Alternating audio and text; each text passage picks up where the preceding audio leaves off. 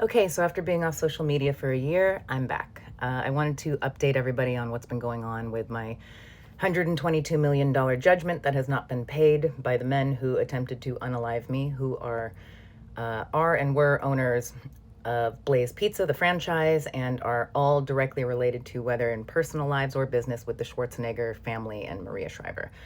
A lot has happened. You know, when I first got offline last year, it was a crazy beginning to the year. We had the LA fires, and then right after the fires, I had to fire my attorneys that I had for a decade, my civil attorneys. And then after that, I had a couple things happen in my private life that kind of just knocked the wind out of me.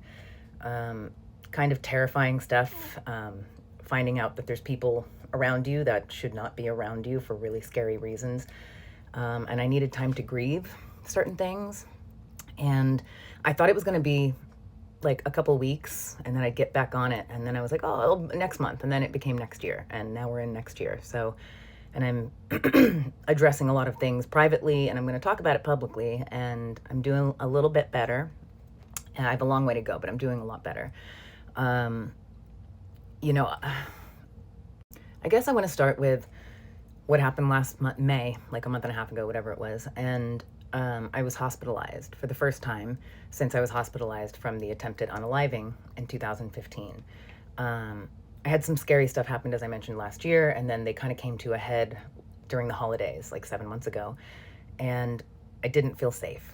Didn't feel safe at all. And I started having panic attacks every single day, like every single day for 6 months straight. And I've never had it that bad. And I thought I could fix it by, like, what can I afford that's healthy? And so I was like, I started, and I've never done this before. I started exercising and eating healthy at the same time for like since last fall. I'm still doing it, and it's weird, and it works a bit. My skin looks better. I feel a little better, but it's not fixing the rest. So I've been having the panic attacks, and then in May, I woke up at like 4 a.m., had a 4 or 5 hour panic attack, and I started to feel my hands. They started doing things that I couldn't control, and I freaked out. And I just remember grabbing frozen peas and trying to put it on my neck because I started getting really hot, and then I lost consciousness.